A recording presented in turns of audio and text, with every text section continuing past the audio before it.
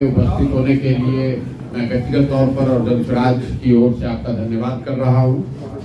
जैसा कि आप देख रहे हैं, पिछले 2-2.5 वर्ष से जन स्वराज अभियान के तहत जो प्रयास हम लोगों ने शुरू किया है, बिहार में एक नए विकल्प की परिकल्पना को लेकर जो आगे बढ़े हैं, उसको पिछले 2 अक्टूबर को एक राजनीतिक दल का स्वरूप दिया गया है। ये बताया गया था कि दल बनाकर या दल बनाने से पहले पूरे बिहार में मैं पदयात्रा करूंगा। दुर्भाग्यवश अभी 2 बरस पैदल चलने के बाद भी मैं अभी सीमांचल नहीं पहुंच पाया हूं, लेकिन इससे पहले मैं कटिहार एक बार आया था, आज दूसरी बार कटिहार आ रहा हूं। तो सबसे पहले मैं चाहूंगा कि जो यहाँ पर हमारे साथी हैं, जो दलगत स्वरूप का हिस्सा है, एक बार उनका परिचय करा दें।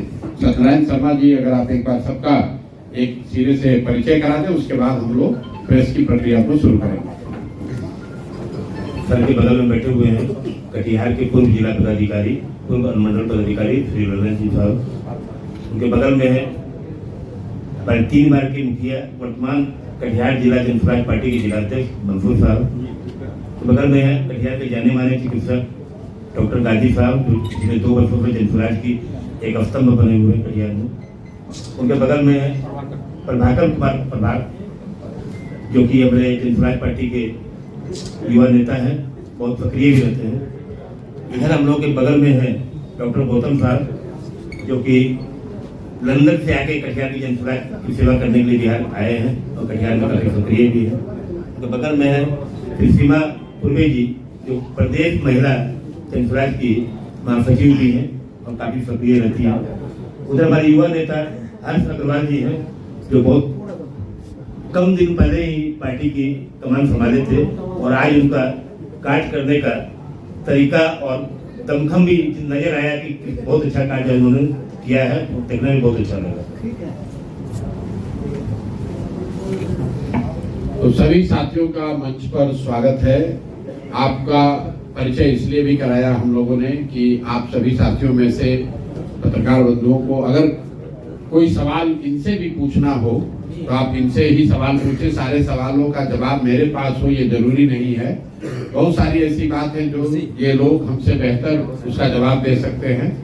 तो प्रेस की प्रक्रिया को शुरू करने से पहले मैं आपको जन स्वराज के उद्देश्य को फिर से एक बार दोहरा देता हूँ। इस दल को बनाने के पीछे जो मंशा है, जो उद्देश्य है, वो ये है कि पिछले 30-35 साल से बिहार में राजनीतिक विकल्प न होने की वजह से जो लालू जी के डर से भाजपा को और भाजपा के डर से लालू जी को वोट देने की परंपरा चली आ रही है, उस राजनीतिक बंधुआ मजदूरी से लोगों को निकालने के लिए बिहार में भी शिक्षा, पलायन, विकास की राजनीति की शुरुआत करने के लिए लोगों के सामने एक बेहतर और ईमानदार विकल्प देने के नियत से जो प्रयास 2-2.5 वर्ष पहले शुरू किया गया, अब उसका दलगत स्वरूप है। पूरे राज्य में उस दल का संगठन है और हम लोगों ने घोषणा की है कि आने वाले विधानसभा चुनाव में पूरे के पूरे 243 सीटों पर जन स्वराज अपने दम पर अपने साथियों के साथ मिलकर चुनाव लड़ेगा। जनता के सामने एक ईमानदार और सशक्त विकल्प रखेगा, ताकि लोग मजबूरी में जानते समझते हुए भी गलत व्यक्ति को वोट देने की जो उनकी परंपरा रही है उससे बाहर निकल सके और बिहार में भी शिक्षा और रोजगार की बात हो, एक नया राजनीति की शुरुआत हो। इस नियत से इस चीज को शुरू किया गया है और उसी के तहत मैं आज यहाँ कटिहार में आया हूँ। बनिहारी में मेरी सभा है। कल हम लोग पूर्णिया और अररिया में थे। बनमनखी में मेरी एक सभा थी, अररिया में इफ्तार था और उसके बाद पूर्णिया शहर में प्रबुद्ध लोगों के साथ एक बैठक थी। आज मैं यहाँ अभी प्रेस करूंगा और इसके बाद हम लोग मनिहारी में एक जनसभा करेंगे और आने वाले कुछ समय में मैं अपना लंबा समय, कम से कम 2 हफ्ते या 1 महीना सीमांचल के 4-5 जिलों में जन स्वराज को मजबूत करने के लिए अपना पूरा समय लगाऊंगा। उसी की प्रक्रिया, उसी की तैयारी के तहत मैं यहाँ पर आया हूँ। अब आपके जो सवाल हैं उन सवालों का स्वागत है। बहुत बहुत धन्यवाद। देश के महत्वपूर्ण रणनीतिकार माने जाते हैं आप, आपकी प्रसिद्धि रही है। कई राजनीतिक पार्टियों को आपने जिताने का काम किया, सरकार बनाने का काम किया। अब जबकि जन स्वराज बिहार विधानसभा 2025 में दमखम के साथ मैदान में है, अगर आपकी पार्टी को बहुमत मिलता है तो आप यूपीए गठबंधन में जाएंगे या एनडीए गठबंधन में जाएंगे? भाई, जब हमको बहुमत मिलेगा तो हम किसी गठबंधन में क्यों जाएंगे? शायद आप ये पूछना चाह रहे हैं कि अगर बहुमत नहीं मिला तो कहाँ जाएंगे? तो बहुमत नहीं मिला तो हम लोग विपक्ष में बैठेंगे। हम लोग सवाल ही नहीं है, न चुनाव से पहले न चुनाव के बाद, न 2025 में न 2029 में, जब तक इस दल के कर्ता धर्ता के तौर पर मेरी भूमिका है तब तक किसी भी तरह का कोई गठजोड़, कोई गठबंधन नहीं हो सकता है। जिस ईमानदारी और शुद्धता की बात कहकर इस प्रयास को हमने शुरू किया है, वो उस प्रयास के ईमानदारी और शुद्धता में कभी कोई कॉम्प्रोमाइज हो नहीं सकता है। और ये बात आप समझिए कि जन स्वराज बनाकर राजनीति करने की जो हम लोग की मंशा है, इसका उद्देश्य एमएलए बनना नहीं है। हम लोग जितने लोग यहाँ जुड़े हुए हैं जन स्वराज में, बहुत सारे लोग वो सिर्फ इसलिए नहीं जुड़े हैं कि जन स्वराज में आ जाएं और एमएलए बन जाएं, मंत्री बन जाएं। इसमें बहुतेरे लोग ऐसे हैं जिन्होंने जीवन में बहुत कुछ हासिल किया है। जो मंत्री और विधायक हासिल कर सकते हैं उससे बहुत ज्यादा जीवन में हासिल भगवान की दया से किया हुआ है। हम लोग आकर वापस इसलिए यहाँ ये शुरू किए हैं कि बिहार में एक नई राजनीतिक व्यवस्था को बनाया जाए, बिहार की मिट्टी का कर्ज है उसको अदा किया जाए। मंत्री और विधायक बनना हमारा उद्देश्य नहीं है। बिहार में व्यवस्था परिवर्तन हो, बिहार भी अन्य राज्यों की तरह विकास के रास्ते पर चले। अगर उस उद्देश्य से राजनीति शुरू किए हैं तो ये हमारे लिए महत्व का विषय नहीं है कि कितना सीट जीत कर आएंगे। जरूर अपनी ओर से सारा प्रयास, सारी ताकत लगाई जाएगी। जनता को अगर बात समझ में आए, जनता ने आशीर्वाद दिया तो जो जन स्वराज की परिकल्पना है उसके आधार पर नई व्यवस्था का निर्माण होते आप देखेंगे बिहार में। लेकिन अगर किसी वजह से सफलता न भी मिले तो भी चाहे 5 वर्ष लगे, 10 वर्ष लगे, जन स्वराज में हम लोग पीछे हटने वाले नहीं हैं। किसी तरह का वैचारिक या व्यवहारिक, मैं फिर से दोहरा देता हूं, ना वैचारिक ना व्यवहारिक, किसी तरह का कोई डाइल्यूशन, कोई गठबंधन नहीं होगा। शुद्धता और ईमानदारी इसकी मूलधन हम लोग का वही है और उसको हम लोग खोकर आगे राजनीति नहीं करना चाहते हैं। इसलिए जन स्वराज अपने दम पर ही चुनाव लड़ेगा, अपने विचार, अपने प्रयास के आधार पर चुनाव लड़ेगा। और हम लोग को विश्वास है कि बिहार की जनता जो 30-35 साल से विकल्प ढूंढ रही थी, उसको जन स्वराज में वो नया विकल्प दिखेगा। सर, नीतीश कुमार ने फिर बोला है कि आप पलटी नहीं मारेंगे और अमित शाह भी आ रहे हैं आज, तो क्या कहना चाहेंगे इस पे आप? तो नीतीश कुमार पलटी नहीं मारेंगे ये कोई नया बयान तो है नहीं। तो हर 6 महीना पर ये बयान देते हैं और फिर पलट जाते हैं, फिर कहते हैं कि नहीं पलटेंगे। नीतीश कुमार पलटी मार है ये खबर नहीं है।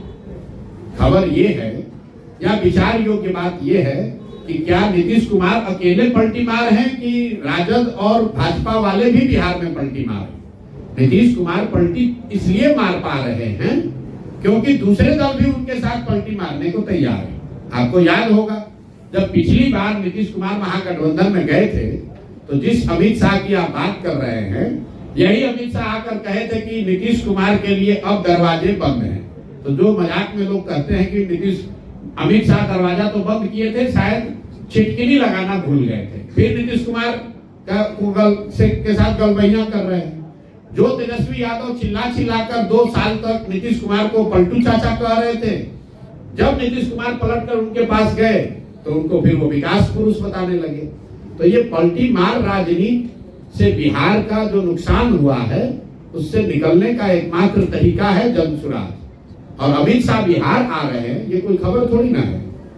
अब खबर ये है कि आगे चुनाव है नवंबर में, तो अभी से लेकर नवंबर तक अमित शाह और मोदी जी को बिहार ही दिखेगा। बिहार की चिंता सताएगी, सारे केंद्र की योजनाओं की घोषणा बिहार से होगी। बिहार में विक्रमशिला और नालंदा भी कभी था, इसकी चर्चा होगी। बिहार के गौरवशाली इतिहास की चर्चा लोग करेंगे, लेकिन ये नहीं बताएंगे कि पिछले 14-15 साल में दिल्ली में रहते हुए आपने बिहार के लोगों के पढ़ाई के लिए, रोजगार के लिए क्या किया। ये नहीं बताएंगे कि सूरत में, गुजरात में जो 5 लाख बच्चे बिहार के मजदूरी कर रहे हैं वो कब आकर बिहार में अपने लिए रोजी रोजगार ढूंढ पाएंगे। तो ये कोई नई बात नहीं है। जहाँ ये पिछले 10 साल से हम लोग देख रहे हैं, मोदी शाह जहां चुनाव होता है वहीं पर ये लोग कैंप करते हैं, वहीं पर आते हैं। अब जैसे बिहार में चुनाव खत्म होगा इनको बंगाल और तमिलनाडु दिखने लगेगा। फिर चुनाव खत्म होने के बाद मोदी जी नहीं दिखेंगे, लेकिन अभी चुनाव है तो मोदी जी और साहब उनको यही दिखना है, बिहार ही आना, इसमें नहीं बात क्या है।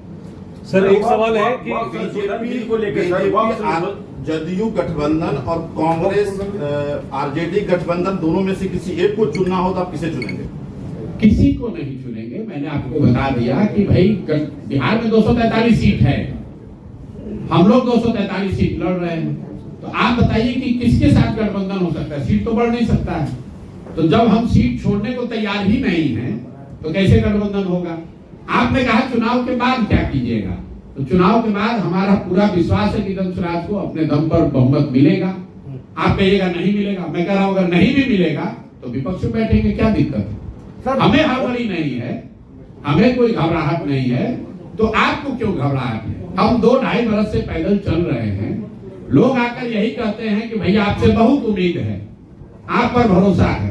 अगर उस भरोसे उस उम्मीद को हम तोड़ देंगे तो जन स्वराज के पास, प्रशांत किशोर के पास बचेगा क्या? सर आपके बारे में लोग कहा जाता है कि जन स्वराज को बहुत फंडिंग होती है, बहुत सारी बातें राजनीतिक पार्टियों ने उठाया, तो अगर फंडिंग हो रही है तो वो फंडिंग के बारे में थोड़ा पारदर्शिता उस पर बताएं। दूसरा ये कि क्या यही वजह है कि आपके यहाँ ईडी सीबीआई का रेट नहीं हो रहा है, इसीलिए विपक्षी पार्टियां कहती है कि आप भाजपा की बी टीम है? पहली बात जो आपने दूसरा सवाल पूछा कि सोनिया गांधी पर ईडी सीबीआई का रेड हुआ है, क्या सोनिया गांधी पर ईडी सीबीआई का रेड हुआ है? नहीं, कांग्रेस के और लोग। मेरी बात सुन लो भाई, आपका अगर तर्क ये है कि जिस पर भी ईडी सीबीआई का रेड न हो वो भाजपा का बी टीम है, तब तो सोनिया गांधी पर भी ईडी सीबीआई का रेड नहीं हुआ है, प्रियंका गांधी, राहुल गांधी के घर पर भी छापा नहीं पड़ा है, तो क्या भाजपा की बी टीम है? भाजपा की बी टीम है, ये कौन कह रहा है? ये राजद वाले कह रहे हैं। स्वाभाविक है, उनका वोट खिसक रहा है। जो मुसलमानों को भाजपा का डर दिखाकर पिछले 30-35 साल से राजद वाले उनका शोषण कर रहे हैं, अब उनको ये डर सता रहा है कि हमारे लालटेन में जिन मुसलमानों की खून पसीने को किरासन तेल बनाकर आप जला रहे हैं, अपने घर में रोशनी कर रहे हैं, वो मुसलमानों को, उन साथियों को आज एक नया विकल्प जन स्वराज में मिल गया। मैं ये नहीं कह रहा हूं कि सारा मुसलमान जन स्वराज में आ गया है, लेकिन मुसलमानों के सामने एक विकल्प, एक रास्ता खुल गया। अब इसको रोकने के लिए राजद के पास कुछ कहने के लिए है नहीं। राजद के लोग ये तो कह नहीं सकते हैं कि हम लोगों ने मुसलमानों के लिए, विकास के लिए क्या किया। वो तो ये नहीं कह सकते हैं कि हमने उनके बच्चों को पढ़ाने के लिए, उनके रोजगार के लिए क्या किया। ये नहीं कह सकते हैं कि हमने मुसलमानों को राजनीतिक हिस्सेदारी, भागीदारी दी। तो अब उन मुसलमानों को भ्रमित करने के लिए वो क्या कहेंगे? यही कहेंगे कि भैया उधर मत जाओ, जैसे भाजपा से डरा रहे थे वैसे जन स्वराज से डरा रहे। मुसलमान क्यों डरे उनसे?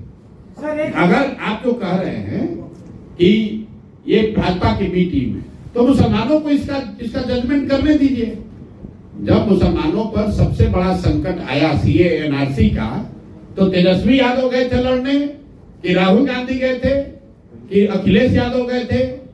कौन गया था? सीए एनआरसी की लड़ाई इसी प्रशांत किशोर ने ममता बनर्जी के साथ मिलकर बंगाल में लड़ी थी। और जिस नीतीश कुमार की आप बात कर रहे हैं, ये सीए एनआरसी कानून बनाने के पक्ष में इस आदमी ने वोट किया था। जैसे आज वक्फ का कानून बनाने के पक्ष में नीतीश कुमार वोट कर रहे हैं, उसी तरह सीए एनआरसी के पक्ष में भी इन्होंने वोट किया था। उसके विरोध में मैंने अपना सब कुछ जदयू में छोड़ा था। यहाँ कोई मुखिया ही नहीं छोड़ता है। यहाँ बिहार में दूसरे नंबर की सबसे ताकतवर जगह पर हम बैठे हुए थे, सीए एनआरसी के लिए हमने वो छोड़ा है। और आप कह रहे हैं कि हम भाजपा के भी टीम है, तो भैया मुसलमानों को इसका निर्णय लेने दीजिए। हम कोई हिंदू मुसलमान की अगड़े पिछड़े की राजनीति करते नहीं है।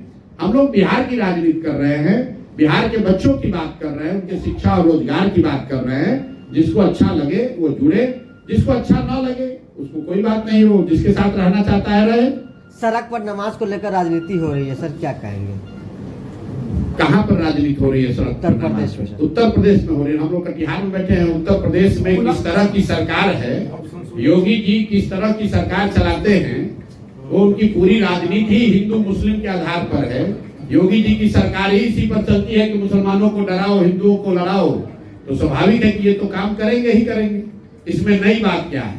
लेकिन उत्तर प्रदेश और बिहार में फर्क है, और यहाँ पर ये चीज कभी स्वीकार्य नहीं हो सकती है। यहाँ पर लंबे समय से हिंदू मुसलमान साथ में रहते आए हैं, और मैं नहीं समझता हूं कि यूपी की तरह बिहार में पोलराइजेशन धर्म के आधार पर किया जा सकता है। यहाँ सिर्फ धर्म के नाम पर कुछ लोग मुसलमानों को डरा सकते हैं, लेकिन यहाँ पर हिंदू मुस्लिम पोलराइजेशन यहाँ के इतिहास में, यहाँ की जमीन में अभी तक नहीं रहा है। और हम लोग की कामना है, ऐसी इच्छा है कि आगे भी न रहे, बिहार बिहार बना रहे, यूपी न बने। कटिहार खासकर दूध नगरी रहा है और मखाना उत्पादक क्षेत्र रहा है। भक्त संशोधन बिल पर सीमांचल के इलाके में है और भक्त संशोधन बिल को लेकर बड़ी चर्चा, आप किस तरह से? बिल्कुल वक्फ को लेकर दो बातें हम लोगों ने कही। पहला तो जनसुराज बिल्कुल इसके खिलाफ है।